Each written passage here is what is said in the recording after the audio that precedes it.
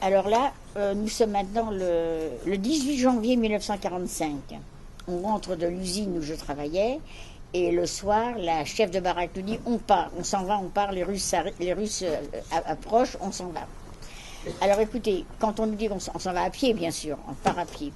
Écoutez, quand on nous dit qu'on part, on a le moral, on est très content de partir. Pourquoi? Parce que ça fait des semaines et des semaines et des semaines, sinon des mois, que les capots nous sapent le moral en nous disant n'importe comment ici à Auschwitz, on rentre par la porte, on sort par la cheminée. On entend ça à longueur de journée, alors on se dit bon, ben, au moins on quitte Auschwitz, on sort par la porte. Tout ce qu'on espère, nous, c'est qu'on nous conduise dans un camp qui n'a pas de chambre à gaz. Parce que je vous ai dit que j'échappe à la première sélection de l'arrivée, mais il y aura périodiquement des sélections. Où on aura toujours peur d'être choisi pour la chambre à gaz, où on devra se déshabiller complètement nu devant un médecin, et c'est le médecin qui va décider si oui ou non on est apte au travail. Ça, c'est un moment où vraiment on a vraiment très très peur. Donc quand on entend qu'on quitte Auschwitz, c'est déjà une chose, on quitte Auschwitz. Alors on part.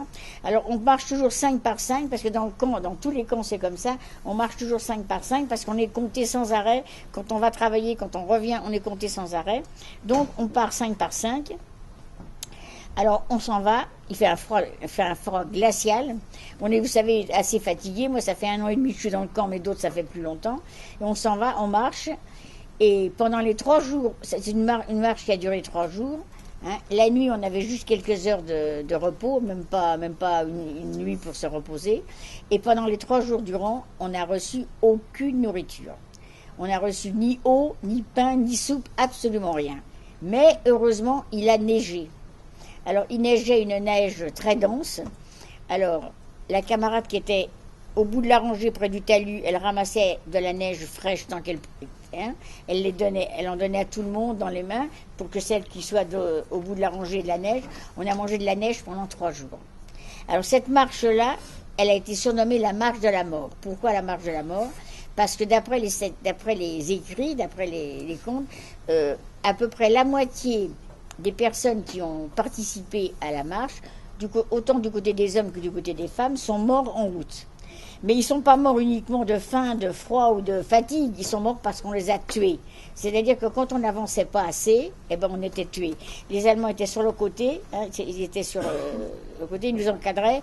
Quand ils voyaient une femme qui ralentit, eux ne voulaient pas qu'on ralentisse le rythme de la marche, parce que les Russes étaient derrière, ils ne voulaient pas se faire rattraper. La femme était sortie des rangs, il la mettait sur le côté et elle était tuée à coups de crosse, devant nous. On a aussi entendu les balles siffler. Il y a des femmes qui sont mortes d'une balle dans la tête, mais le plus souvent, elles étaient tuées comme ça. Alors je peux vous dire qu'il y avait une ambiance absolument lugubre dans les rangs. C'était marche ou crève. On avait une peur bleue de ralentir. Et au fur et à mesure qu'on marchait, on découvrait des corps de femmes qui étaient sur le côté, qui commençaient à être recouvertes par la neige. C'était quelque chose d'horrible. Alors il y a eu un moment donné où moi j'ai commencé à avoir mal, à être fatiguée. J'ai commencé à ralentir. Eh bien mes camarades dans la rangée m'ont mise à la place du milieu, m'ont donné le bras et m'ont aidé à marcher, m'ont soutenu pour pas que je m'écroule. Il y a eu d'autres moments, peut-être le lendemain, je ne sais pas, où moi, j'avais un peu récupéré, j'aidais les autres. C'est-à-dire que c'est dans la marche de la mort que la solidarité a été le plus efficace. Sans la solidarité, on n'aurait pas pu le faire. Parce qu'on a toutes eu besoin les unes des autres pendant la marche. Alors le soir du 3e jour, on arrive devant un nœud ferroviaire, il paraît que c'est Gleiwitz, moi je ne me rappelle pas. À gauche, il y a des wagons, mince alors, des wagons, oh là, il y a des mots qui m'échappent, des wagons... Des passagers Non, pas des wagons bestiaux. À gauche, il y a des wagons bestiaux. À droite, il y a des trains découverts à plateforme. Ce sont des trains qui ont servi à transporter de la marchandise. Et puis au milieu, il y a un groupe de SS qui sont là. Et nous, on arrive et ils envoient tantôt à droite, tantôt à gauche, sans distinction. Et nous, notre groupe, on tombe du côté des wagons à plateforme découverts. Eh bien, malgré le froid qui sévissait, ça a été une chance de tomber dans les wagons découverts. Pourquoi? Parce que nous avons roulé pendant 2 jours et demi sans recevoir encore la moindre nourriture. Mais, comme les trains étaient découverts, il n'y avait pas de toit, on pouvait, en ouvrant la bouche, recevoir quelques flocons de neige. Et les personnes qui étaient transportées dans les wagons fermés ne pouvaient pas recevoir de la neige. Voyez. Alors on roule comme ça pendant deux jours et demi. À la fin, je souffre terriblement des pieds. J'ai les pieds qui me brûlent. Je ne sais pas du tout ce qui m'arrive. Alors on arrive, au bout de ces 2 jours et demi le soir, on arrive le soir au camp de Ravensbrück. Alors Ravensbrück est un camp très connu parce que beaucoup de Françaises résistantes ont été internés là-bas. On arrive à Ravensbrück. Alors à Ravensbrück, le camp est complètement désorganisé. Il est bondé du fait qu'il est à l'ouest de l'Allemagne. On a évacué l'est de l'Allemagne, comme Auschwitz et d'autres camps. On a fait venir des femmes de là-bas. Il n'y a même pas assez de couchage pour tout le monde. Alors les SS ont dressé des espèces de tentes. Moi j'ai des camarades qui sont allés dormir sous la tente. Le sol n'était même pas étanche, c'était horrible. Et nous, je ne sais pas par quel hasard, on tombe dans une baraque normale.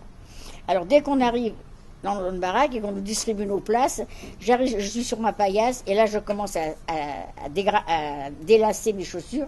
J'ai à ce moment-là des chaussures très très fines et trop petites qui me serrent. Et j'enlève mes chaussures et qu'est-ce que je vois? Eh ben, je vois que j'ai 3 doigts à chaque pied de gelée. J'ai les 2 pieds en sang, c'est terrible. Et dès que j'ai enlevé mes chaussures, mes pieds ont gonflé et je n'ai pas pu remettre mes chaussures. Alors mes chaussures me servaient de savate, je n'ai pas pu les enfiler. Heureusement, pendant les 3 semaines où on est resté dans ce camp, il n'y avait pas de travail d'organiser, c'était la pagaille complète. J'ai pas dû aller travailler, donc on est resté dans la baraque. Mais je devais quand même sortir de la baraque pour aller à l'appel, parce que les appels se faisaient dehors, devant la baraque. Mais je devais traîner les pieds pour aller jusqu'à la baraque. Et 3 semaines après, un peu plus de 3 semaines après, justement un matin à l'appel, on nous dit on repart. Les Russes avancent, on repart. Je sais qu'il y a des femmes qui sont parties à pied. Si j'étais partie à pied, j'aurais été abattue en route puisque je ne pouvais pas marcher. Mes chaussures, je m'en servais comme des savates. J'ai eu la chance avec quelques camarades d'être dirigés dans un train. Et nous avons roulé toute une journée, une grande journée dans ce train. Et le soir, j'étais pas bien du tout non plus dans le train, et le soir on arrive dans un camp qui fait partie de Ravensbrück, un commando qui s'appelle Neustadt. Alors on arrive dans ce camp de Neustadt, on nous expédie dans une espèce de grange où il y avait de la terre battue par terre, avec un peu de paille éparpillée, et on devait dormir par terre. Alors écoutez, on devait dormir, mais moi j'ai empêché tout le monde de dormir. J'avais le typhus exanthématique qui se déclarait. Le typhus exanthématique, c'est une fièvre cérébrale terrible, hein, et j'ai déliré toute la nuit, j'ai empêché tout le monde de dormir. Alors, le lendemain matin, j'avais retrouvé ma meilleure amie que j'avais perdue pendant l'évacuation. Je l'avais retrouvée. Elle me dit, tu vas pas pouvoir rester ici. La chef de baraque, elle va pas te garder. Tu es trop malade. Viens, je vais t'aider. Je vais te donner le bras. Viens, je vais t'emmener à l'infirmerie. Alors vous savez, si j'avais été moins malade, j'avais peut-être, je sais pas, peut-être plus de 42 de fièvre, si j'avais été moins malade, j'aurais dit non, je vais pas à l'infirmerie. Pourquoi? Parce que j'avais le souvenir de l'infirmerie d'Auschwitz où mes camarades qui étaient malades, moi j'ai pas été malade à Auschwitz, mes camarades qui étaient malades, elles préféraient aller travailler malades avec de la fièvre. On n'osait pas mettre un pied à l'infirmerie parce que dans ces pseudo-infirmeries, il y avait sans arrêt des sélections. On ne pouvait pas rester longtemps, il y avait sans arrêt des sélections. Hein. Et c'était des baraques où on était admis quand on était malade, exempté de travail, mais il n'y avait aucun médicament. Seulement on était malade, on nous mettait là, et sans arrêt il y avait des sélections. Mais vous savez, là, quand je suis à Neustadt, je suis tellement malade, elle me dit qu'elle m'emmène à l'infirmerie, je réagis pas, elle me donne le bras, et à petits pas, je peux pas marcher, et à petits pas on se dirige vers l'infirmerie. J'arrive donc à l'infirmerie de Neustadt, et là, se produit un miracle. Hein. Une chose absolument extraordinaire. Je rencontre là une infirmière. Attendez, une vraie infirmière, hein, parce que à Auschwitz, n'importe qui pouvait être infirmière, parce qu'il n'y avait pas de médicaments.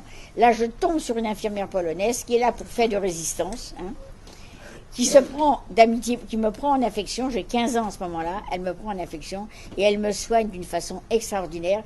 Elle s'est débrouillée pour aller dans l'infirmerie des SS pour avoir des médicaments pour mes pieds. Elle m'a soigné les pieds, elle m'a donné moi je ne pouvais absolument pas manger ni le pain ni la soupe du camp parce que quand on est malade on ne peut pas manger. Elle faisait déjà une soupe à la pomme de terre justement avec sa collègue. Elle était quand même privilégiée en tant qu'infirmière et elle m'a forcé à manger. Elle m'a dit si tu ne manges pas tu ne rentreras pas chez toi. Et si j'ai survécu, c'est grâce à Wanda. Voilà. J'ai eu la chance de rencontrer une infirmière qui... Et vous savez, les soins qu'elle m'a prodigués dans un camp, ça n'existe pas. C'est extraordinaire ce qu'elle a fait. Et on reste comme ça pendant 2 mois et demi. Alors vous voyez, 2 mois et demi dans une infirmerie, au Revier, comme on dit en allemand, c'est absolument impossible à Auschwitz, ça n'existe pas. Mais là, je tombe dans un camp qui n'a pas de chambre à gaz, il n'y a pas de sélection. Voilà la chance que j'ai eue, d'être dans un camp qui n'avait pas de sélection. Donc j'étais malade 2 mois et demi au Bon Soin de Vanda, on m'a laissé. Alors dans cette infirmerie, nous sommes une trentaine de femmes, nous sommes 3 Françaises seulement. Alors, à la fin avril, là, on arrive la fin avril, eh bien, le matin, on réveille, on nous dit les Allemands sont partis. Ça veut dire que les Allemands sont partis, ils ont abandonné le camp, ils n'ont fait aucune représaille, parce que les Russes étaient aux portes de la ville, eux, ils ont fichu le camp. Donc, il n'y a plus d'Allemands. Alors, mon infirmière me dit au revoir, elle part avec sa collègue, et parmi la trentaine de femmes, on est toutes malades, on attend. Alors j'ai su après, pas pendant que j'étais à l'infirmerie, j'ai su après qu'il y avait à côté de notre camp, il y avait un camp de prisonniers de guerre de plusieurs nationalités qui était juste à côté. Quand les prisonniers de guerre, eux, ont entendu que les Allemands étaient partis, ils se sont dirigés vers le camp des femmes pour être utiles. Et à ce moment-là, sont arrivés les Russes. Alors les Russes sont arrivés avec leurs tanks, ils ont écrasé la porte du camp, ils ont coupé l'électricité des fils de fer barbelés, parce que même si ce n'était pas un camp d'extermination, il y avait quand même des fils de fer électrifiés, ils ont coupé le courant, et qu'est-ce qu'ils ont fait les Russes? Les Russes, ils ont vu qu'il y avait des femmes qui sortaient des baraques, les femmes étaient valides, les Russes ignoraient totalement qu'il y avait une baraque de gens malades, eux ils ont ouvert le camp, puis sont partis occuper la ville qui était à moins de 2 kilomètres. Et nous, on est dans le camp, on est complètement abandonnés. Personne ne sait qu'on est là, on attend. Alors, dans la journée qui passe, on ne reçoit pas la soupe. Pourquoi? Parce que les femmes qui sont dans les cuisines, elles sont valides, elles sont parties, elles ont essayé de suivre les prisonniers pour essayer de rentrer. On est complètement abandonnés, on attend. Alors, on attend toute la journée, le lendemain matin, personne, on attend. Et dans l'après-midi du lendemain, là, on voit arriver... Alors, écoutez les filles, 3 superbes soldats. Mais si je vous dis qu'ils étaient beaux, vous pouvez me croire. Ils étaient, je sais pas comment ils mesuraient, 1m90, ils étaient immenses. Ils avaient des belles casquettes et ils avaient surtout des uniformes impeccables. C'était des soldats qui venaient pas de la troupe, qui sortaient pas de la troupe, qui sortaient pas qui sortaient de leur magasin. Ils étaient impeccables, vraiment. Ils sortaient comme d'une boîte. Ils arrivent. Et puis ils font « Hello !» Alors on les regarde, on se dit ce sont des Américains. Mais ne vous imaginez surtout pas qu'on leur saute au cou. On est complètement au bout du rouleau. On est complètement anémiés, on n'a aucune force. Nous on les regarde complètement, on fait « Hello !» On répond « Hello !» Bon. Alors là je vous dis, on a la tête rasée. Ça fait un peu plus d'un mois on nous avait rasé la tête. Donc, alors on a la boule à zéro. Je vous dis pas dans quel état on est complètement... Alors eux s'approchent de nous, écoutez, les 3 soldats, ils veulent savoir qui on est. Nous sommes certainement les premières déportées qu'ils rencontrent, ils nous regardent vraiment avec beaucoup de compassion, s'approchent de nous. Imaginez-vous, nous sommes en mai 1945, sur une trentaine de femmes, mais il n'y en a aucune qui peut aligner quelques mots d'anglais et leur dire d'où on vient. Je pense que maintenant, quand même, sur une trentaine de femmes, il y en a bien une qui pourrait quand même leur dire qu'on arrive de... Bon, alors, ils sont là. Ils restent un moment avec nous. Il n'y a aucun échange. Eux ne parlent que l'américain et personne ne parle anglais. Alors, ils regardent et puis, au bout d'un moment, ils peuvent pas rester indéfiniment là. Alors, ils sortent de leur poche tout ce qu'ils ont. Alors, je peux vous dire que 3 soldats américains, ils ont peut-être beaucoup de poches. Ils ont jeté sur un chalet du haut, ils ont jeté des bonbons, du chocolat et du chewing-gum. Et puis ils sont partis. Je ne peux pas parler, ils sont partis. Alors dès qu'ils sont partis, on s'est partagé ce qu'ils avaient laissé. Donc la première des choses qu'on a mangé, c'est du chocolat. Mais vous savez, c'était pas du Lindt qu'ils ont laissé, ni du Suchard. Ils ont laissé du chocolat de la troupe américaine. Écoutez, c'était dur. En fait, on a mangé des miettes de chocolat. On a cassé les chocolats en miettes. On était contente, on a quand même mangé des miettes de chocolat et on attend. Alors, dans les 3 Françaises, il y a Claudine, c'est une fille de mon groupe que j'ai retrouvée. Et l'autre, elle s'appelle Ginette, on l'a connue pendant qu'on était malade. Mais c'est une fille qui a 18 ans, mais qui a un punch terrible. Alors elle nous dit, vous inquiétez pas, elle nous dit, les Américains, ils vont prévenir leur état-major et on va s'occuper de nous, on va venir nous soigner. Bon, on se dit, oui, c'est vrai, elle a raison, Ginette, les Américains vont prévenir leur état-major. Oui, ben ça se passe pas comme ça. Parce que les Américains, ils ont vu que les Russes étaient dans la région, puis eux, ils étaient en mission, ils avancent sur Berlin, ils n'ont rien à faire ici, ils reviennent pas. Maintenant, les Russes, ils savent pas qu'on est là. Hein. Alors eux, il n'y a pas de raison de venir, ce qui fait qu'on est complètement abandonnés. Alors il se passe encore une journée, et à la fin, Ginette, elle prend le taureau par les cornes, elle dit, mais qu'est-ce qu'on va devenir? Mais qu'est-ce qu'on va devenir? Les Russes, ils en finissent pas d'arriver, nous on ne sait pas qu'ils sont dans la ville. Et les Américains, ils reviennent pas. Alors Ginette, elle dit, moi je veux chasser du secours. Alors elle est la seule à pouvoir marcher un petit peu, elle n'a pas les pieds gelés. Elle s'en va dans un placard chercher une veste et quelque chose à se mettre aux pieds parce qu'on est sur des paillasses, on n'a pas de chaussures. Et elle s'en va. Et quelques temps après, on voit arriver dans la baraque, alors écoutez bien, ça prend toute la largeur de la baraque, tout un bataillon de soldats. Oh là là, on les voit arriver avec des yeux ronds. Mais vous savez, sur le moment, on est quand même un petit peu déçus parce qu'ils ne sont pas aussi beaux que les Américains. Ils ne sont pas aussi grands, et puis ils n'ont pas des beaux uniformes, ils n'ont pas des belles casquettes. Bon, enfin, c'est juste sur le moment. On est quand même content d'avoir de la visite. Alors, qu'est-ce que c'est? Ce sont des Russes. Alors, les Russes, c'est pareil. Eux ne parlent aucune langue et personne de nous parle russe. Mais ça fait rien. Ils se débrouillent. Alors, les Russes qui ont été prévenus par notre amie Ginette qui avait des malades à transporter, imaginez-vous que les Russes ne sont pas venus les mains vides. Chaque Russe tenait une brouette à la main. Et j'ai été libérée en brouette. Ils ont mis 2 nanas par brouette. J'ai été libérée avec une fille que je ne connaissais pas. Alors vous imaginez une trentaine de femmes, 2 par brouette, sur la route, toute la procession de brouettes que ça fait. Alors je vous ai dit, le camp est à moins de 2 kilomètres de la ville. Donc les soldats, ils marchent avec la brouette. Ils arrivent dans la ville de Neustadt et à un moment donné, ils s'arrêtent. Ils s'arrêtent devant une magnifique bâtisse. C'est l'hôpital militaire allemand qui est investi par les Russes. Et là, ils nous font attendre. Et qu'est-ce qu'on va sortir de l'hôpital? Tout un groupe de soldats allemands en uniforme, avec des pansements un peu partout, à la tête, aux bras, aux pieds et tout. Bon, ils n'étaient pas avec des béquilles, hein, c'était quand même des blessés légers. Alors, on a réalisé tout de suite qu'on vide l'hôpital pour nous mettre dedans. Eh bien, écoutez, je peux vous dire qu'on a trouvé ça très bien. On n'a pas dit, oh là là, les pauvres soldats, on va... De toute façon, on ne les a pas laissés sur le trottoir, certainement. On a trouvé normal qu'on nous fait de la place pour rentrer à l'hôpital. Et on est donc arrivé dans l'hôpital investi par les Russes. Alors, c'était un hôpital absolument magnifique, moderne et tout. Il y avait du carrelage, pas du carrelage, mais comment ça s'appelle, les petits morceaux de carrelage, là? Mosaïque. Hein? Mosaïque. La mosaïque par terre, magnifique hôpital. Alors, on est arrivé dans l'hôpital. On a été très très bien, ça a été une chance d'être hospitalisés parce qu'il y a des déportés qui ont été libérés dans les camps et ils n'ont pas été hospitalisés et on n'a pas su comment les soigner. Eux, les Russes, savaient comment soigner des gens qui ont un estomac rétréci comme nous. On a donc été nourris comme des petits-enfants par de la semoule, des flocons d'avoine, des choses comme ça. Et alors, ce que je me rappelle, puis des fortifiants, on a été très bien soignés, mais bien sûr, c'était pas drôle, personne parlait le français, mais sans parler, les Russes ont su quand même nous soigner. Alors moi, je me rappelle du premier soir, une infirmière russe, elle est venue nous chercher, toutes les trois, pour nous montrer, elle nous avait rejoint, Ginette, elle est venue nous montrer où on allait dormir. Alors elle me prend par la main, puis elle me montre un lit. Écoutez, quand elle me montre le lit où je vais dormir, je suis tombée en extase. Hein. Vous vous rendez compte, un lit pour moi toute seule, alors que depuis des mois et des mois, moi je dors à 5 ou à 6.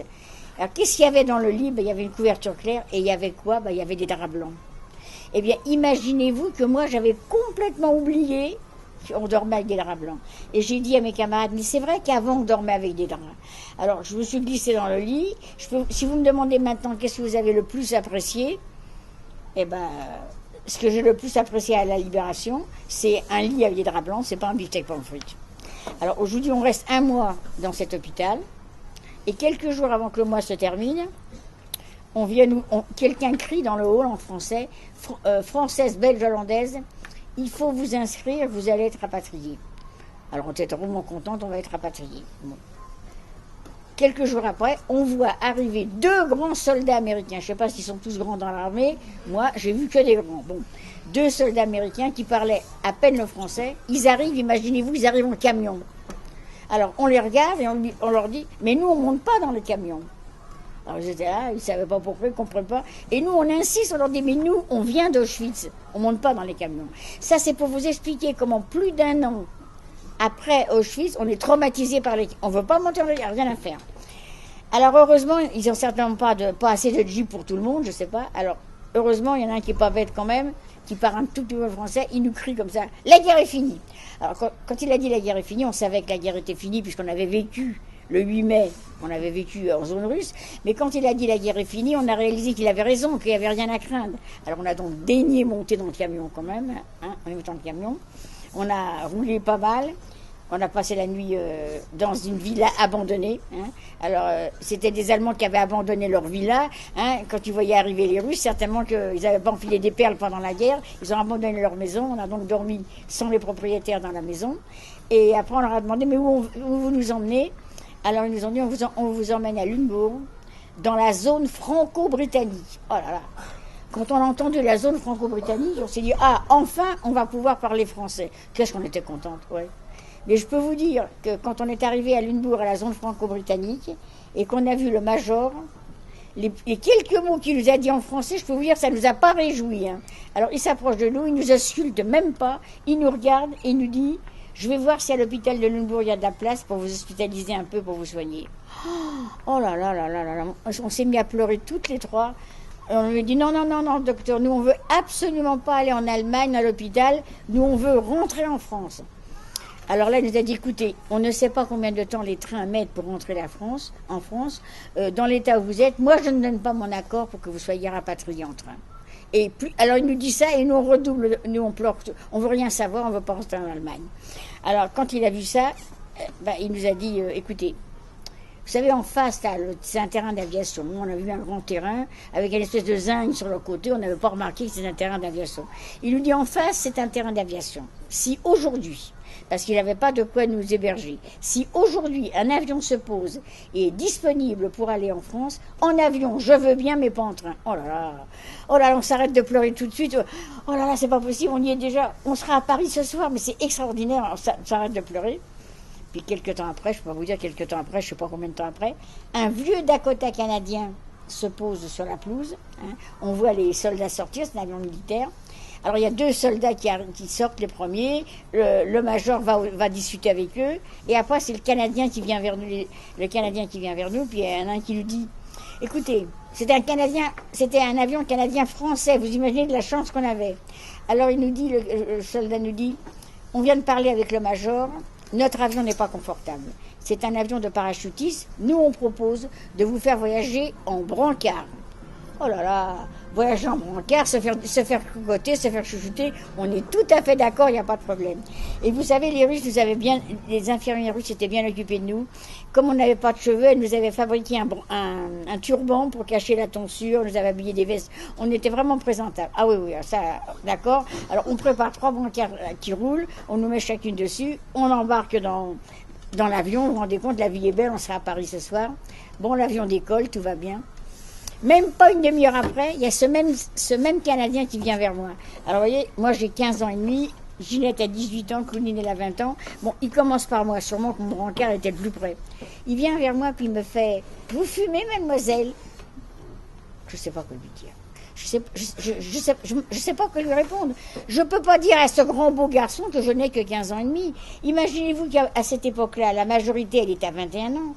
À 15 ans et demi, vous êtes une mioche. Non, non, non. Maintenant, quand la majorité est à 18 ans, à 15 ans et demi, bon, on commence à vous regarder. Moi, je peux pas. Je dirais pas que j'ai 15 ans et demi, pas question. Bon. Est-ce que vous pensez que je peux lui dire que je sais pas fumer? Ça la fout mal. Bon, on dit pas des choses comme ça, quand même. C'est pas vrai. Bon, alors, je lui dis, bah oui, bien sûr. Hein, alors, tac. Alors, il m'allume une cigarette. Écoutez, je sais la cigarette qu'il a allumée parce que je l'ai vue. C'est une cigarette, une Virginia Players, une cigarette anglaise avec un beau marin sur la boîte en carton. Mais ce que je ne sais pas, c'est qu'est-ce que j'ai fait avec la cigarette. Je ne sais pas si j'ai mordu, si j'ai aspiré, si j'ai soufflé, mais je peux vous dire que j'ai été immédiatement malade. Immédiatement, j'ai eu envie de vomir, j'ai mal à la tête, j'ai mal au ventre. Qu'est-ce que j'ai fait? J'ai pas pris une deuxième bouffée. J'ai pris la cigarette, je l'ai écrasée sur le bois de mon brancard. Et qu'est-ce qui s'est passé par la suite? Eh ben, après 15 ans et demi, j'ai grandi. Hein. Après 15 ans et demi, j'ai eu 16 ans, 17 ans. Hein. Eh bien, écoutez, par la suite, à chaque fois qu'on m'a offert une cigarette, j'ai systématiquement refusé. me souvenant de cette si mauvaise cigarette, ça a été terminé, j'ai plus jamais accepté de cigarette. Ça veut dire qu'aujourd'hui, quand je vois fleurir sur tous les murs, parce que vous les voyez, les affichettes, hein, interdit de fumer, interdit de fumer, et bien moi je pense que moi je suis en avance sur mon temps, puisque moi je ne fume plus depuis 1945. J'ai été vaccinée. Voilà. Alors, l'avion a continué de voler, hein, ça a continué, c'est pas ça qui a arrêté le pilote. Et au bout d'un certain temps, eh ben, ce même Canadien, il est venu nous voir, avec un sourire jusqu'aux oreilles. Nous étions les seules femmes de l'avion, les autres étaient des prisonniers de guerre. Alors, il vient nous voir et il nous dit, ça y est, nous sommes en France. Écoutez, quand on a réalisé qu'on est en France, que sous nos pieds c'est la France, qu'on survole la France, que bientôt on va atterrir, que c'est vrai, quoi, c'est pas à l'heure. Écoutez, la libération, on l'a ressentie dans l'avion, dans les airs, à ce moment-là. Écoutez, ça a été un moment d'émotion que de ma vie, je n'oublierai pas. C'était extraordinaire. Alors, quand vous me parlez de la libération, c'était où? Ben, c'était pas en brouette avec les Russes. La libération, c'était dans les airs, quand on a survolé la France. Alors, un moment après, bien sûr, l'avion a atterri. C'était un avion militaire, il a atterri au Bourget.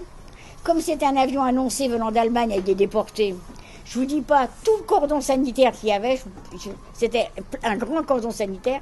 Moi, je me suis relevée sur mon brancard, j'essayais de regarder un peu ce qui se passe. Oh là là. Et il y a un médecin qui arrive près de moi et il me dit, mon petit, on vous emmène à l'hôpital. Ah, j'ai dit non. J'ai dit non, docteur, moi je veux pas aller à l'hôpital. Alors il dit, ma femme, mais qu'est-ce que vous voulez faire? Où vous voulez aller?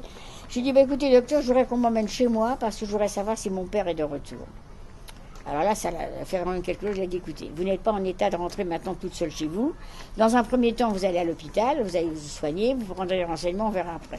Bon, alors écoutez, hein, j'ai tout de suite réalisé que d'aller à l'hôpital à Paris, c'était quand même moins grave que de rester à l'hôpital en Allemagne. Alors j'ai donc accepté de monter dans l'ambulance qui était à côté. On m'a donc emmené à l'hôpital Broussais, un très vieil hôpital. Et très peu de temps après, une autre ambulance est arrivée. C'était mon amie Claudine qui avait été dirigée dans un hôpital qui était complet, qui venait me rejoindre. Ce qui fait que c'était un très vieil hôpital, c'était pas des petites salles, hein, c'était des salles communes. On a donc été soignés l'une à côté de l'autre. On est resté 2 mois dans cet hôpital. Et après, nous avons eu la chance toutes les deux. Après de partir, parce qu'on devait partir à la montagne parce qu'on avait un problème pulmonaire, mais on a eu la chance de partir en Suisse dans des maisons que Geneviève de Gaulle avait organisées. Geneviève de Gaulle, la nièce du général qui rentrait, elle, de Ravensbrück, elle avait organisé pour les résistantes françaises des petites unités en Suisse. Et elle a bien voulu nous emmener toutes les trois, bien que nous n'ayons pas fait de résistance, elle nous a emmenés. Et je peux vous dire que l'année que j'ai passée en Suisse avec ces résistantes, ça a été pour moi une véritable thérapie. Parce que je ne connaissais rien de la résistance et elles ont raconté leur mission et tout, ça a été extraordinaire. Et il y en a encore quelques-unes qui vivent encore que je vois. Voilà. Mais j'ai terminé en vous disant que je suis restée là-bas 14 mois, mais le retour en France, là, ça a été la galère. Bien sûr, je retrouve mon frère que j'avais vu avant de partir en Suisse, il est venu voir à l'hôpital. Mais là, j'ai presque 17 ans, je ne peux pas reprendre mes études, je ne peux pas retourner en classe parce que j'ai trop manqué, il aurait fallu des cours de rattrapage. Je ne peux même pas avoir droit à une bourse parce que je ne suis pas élève, je n'ai pas droit à une bourse. Il m'a fallu faire un travail qui ne demandait pas d'apprentissage. Ça a été la galère parce que j'ai fait un travail qui ne me plaisait pas. Voilà le retour.